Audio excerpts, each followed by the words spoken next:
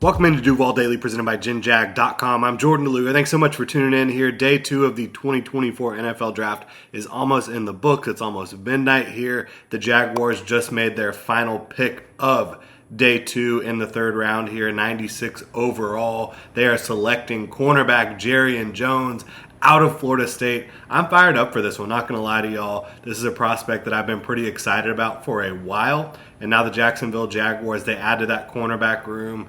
Many pegged it as their biggest need heading into the draft. I thought you could argue cornerback, you could argue wide receiver. I thought the Jaguars probably would take corner in round 1. They ended up not doing that. They ended up not taking a corner in round 2 either. They went with, obviously, wide receiver Brian Thomas Jr. in the first round, and then his teammate, Mason Smith, out of LSU. In the second round, defensive lineman. Looking at Jarrian Jones, though, out of Florida State. This is a kid that unbelievably fast, right? 4.38 40-yard dash, 89th percentile. He's about 6 feet tall, just under 6 feet tall, 57th percentile height. 30-inch arms, which is a little short. But this is a guy that primarily played in the slot for the Seminoles in 2023.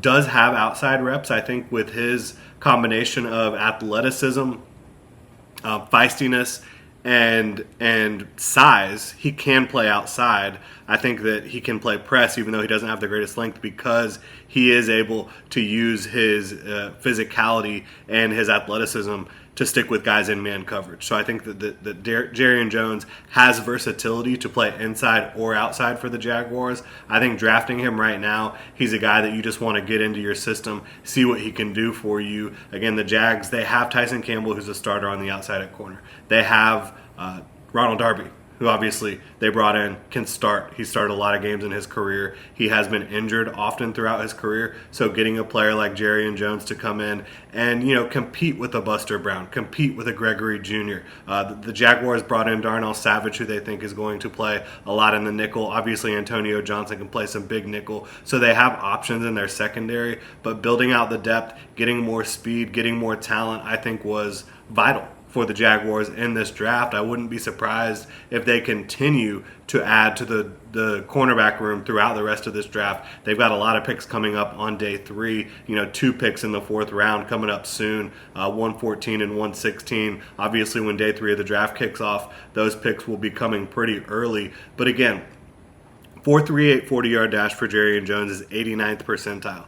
10-yard split, 1.53, that's 61st percentile. That shows you the long speed of a Jarrian Jones. Vertical jump, 39.5 inches. He can go up and disrupt the ball. That's 86th percentile. Broad jump, 129 inches, 87th percentile. So this is a prospect that, again, not the biggest guy in the world, but he is 6 feet tall. He is 190 pounds, so he's not tiny, but he doesn't have great length, doesn't have a huge wingspan. He makes up for that with his physicality, with his athleticism. And this is a guy that was really awesome for Florida State, especially in 2023. You talk about a guy that was locked down in coverage, right? Only allowed 16 catches in primary coverage for the Florida State Seminoles this year, 3 interceptions. And while he did miss some tackles, again, this is a guy that is very willing to go up and be physical against the run, be physical against screens. I think he's going to kind of bring that mindset of nothing cheap and nothing deep that Ryan Nielsen talks about. Like, he's not going to allow you to have any space underneath, and he's going to be able to keep up with you deep down the field. He has fluid hips, he has the long speed, he has the explosiveness to really stick with a lot of different types of wide receiver styles in this league. Is he going to be able to go up against a DK Metcalf? Maybe not, but who is really, at this point in the draft, and really at any point in the draft.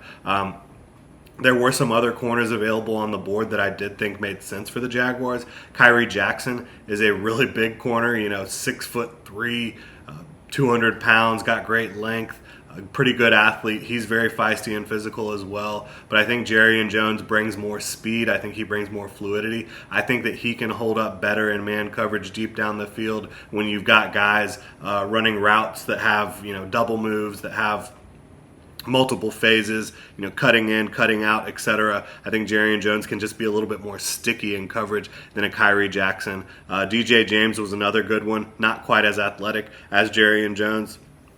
Jones is almost 23 years old, so,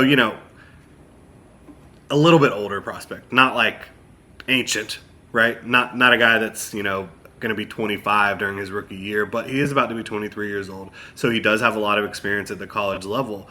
But I'll tell you what, ain't nothing that you're going to get from experience with a 4.38 40-yard. Like, playing longer in college does not make you faster. He's an unbelievable athlete at the cornerback position, right? This is a guy that I think adds to the overall talent level in the cornerback room, adds to the athleticism of the cornerback room. He should be able to play special teams as well. I think that right now he's probably a better fit to play press man coverage on the outside than a Buster Brown, right? Than anybody on their depth chart outside of Tyson Campbell or Ronald Darby.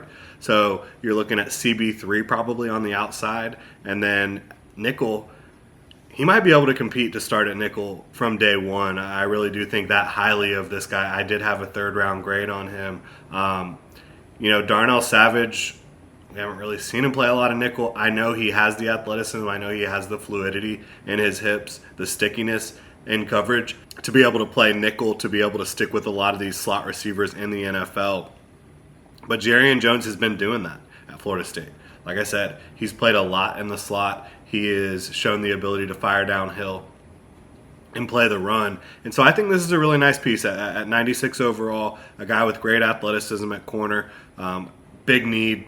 You can cross it off the board in terms of checking that box. I don't necessarily think that they're done filling out their depth at the cornerback room, but certainly they have upgraded that spot now. So you've upgraded corner, you've upgraded your depth on the defensive line. I don't think that Mason Smith is ready to come in and be a starter right away, but the Jaguars didn't really have room for a starter right away on the defensive line, or quite frankly anywhere else on their roster after taking Brian Thomas Jr. in round one.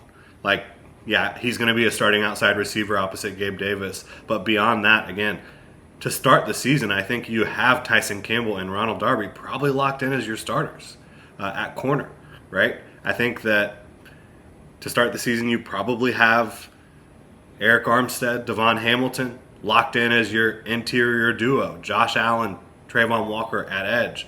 Where are you drafting a starter in any of these rounds outside of round one with Brian Thomas Jr. at wide receiver? I'm really not sure. Now, you want guys that can develop into starters. The Jaguars obviously think that Mason Smith can develop into that type of player.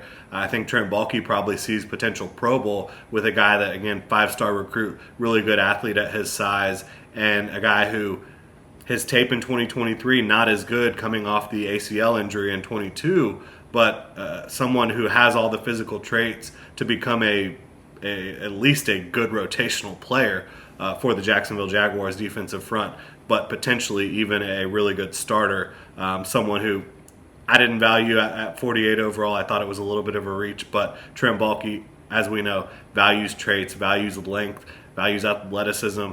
Mason Smith brings all those things to the table. Jarrian Jones, not the lengthiest corner in the world, but again, his tape is really strong. His athleticism is really good. So I think that the Jaguars have done a good job building out their roster, their depth so far in the draft. And again, they have 114, 116, 153, 167, 212, 236. They have a lot of picks tomorrow. I would expect them to move around the board a little bit tomorrow. Wouldn't be surprised if they wanted to trade up in the fourth round because they do have extra draft capital now in 2025 from the trade back with the Vikings. They have extra draft capital this year, again, 2 fourth-round picks and some extra picks later on in the draft as well.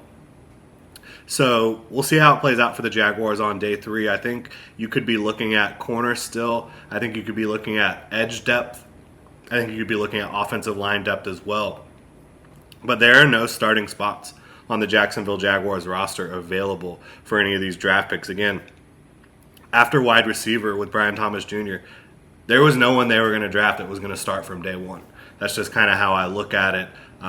Maybe if you had drafted a interior defensive lineman in round 1 and then a wide receiver in round 2, they could have immediately been a starter. Again, maybe if you drafted a cornerback in round 1 and then a wide receiver in round 2, both of those guys could have been a starter. I don't think anybody outside of round 1 or maybe early round 2 at the cornerback position was really going to come in and be a day 1 starter on the outside over a Ronald Darby.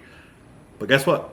The Jaguars got someone that can compete in the nickel, can compete outside, and they got a defensive line rotation guy, and they got a starting wide receiver with unbelievable potential. Already a great vertical threat, already a big time red zone threat. So I think the Jaguars overall have done a good job throughout the first 2 days of the draft. Mason Smith, not the direction I would have gone in there, but you can't argue the potential that he does bring to the table. And when you're talking about a rotational guy, potential isn't bad. Personally, for me, in the second round, I want to land someone that does have potential, but also has rock solid tape. And there was plenty of guys available that did have that. Again, not where I would have gone, but fully support Mason Smith. We're going to be pulling for him here on the channel. Hopefully he's able to kind of knock the rust off from that knee injury, move forward, and develop his skills, right? Because he's got the traits, he's got the length, the athleticism. He needs to develop his consistency and his technique. He needs to be able to just feel comfortable on that knee moving forward. And if he's able to do that, I do think he can have a bright future ahead of him. Really like Jarrian Jones, really like Brian Thomas Jr. Stay tuned for all the day 3 draft coverage. Really appreciate y'all tuning in. If you enjoyed the content, please like, subscribe, hit that notification bell. You can also check out genjag.com/shop, pick up some new Duval gear. Y'all have a good one.